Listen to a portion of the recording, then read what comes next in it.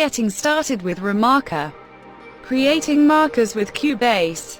In this video we are going to set up, create and export markers from Cubase to be used with ReaMarker.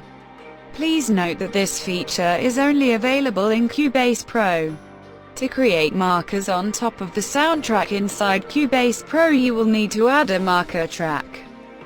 To add a marker track, right-click in the Tracks column. Go to Add Track and then press Marker. Now you can open the Markers window by navigating to Project, Markers, or by using the shortcut Ctrl+M. This will bring up a window that will display the markers you create and allow you to edit them later. To add a new marker, simply place the playhead in the timeline where you want the marker to be placed.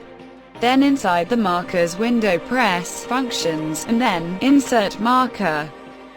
This will add a new marker where the playhead is located in the timeline. When you are ready to export the markers from Cubase, press the marker track to select it. Then go into File, Export, and press Selected Tracks. This will bring up a dialog box allowing you to save the exported track somewhere you will remember it. Now you are ready to start ReaMarker and import the markers.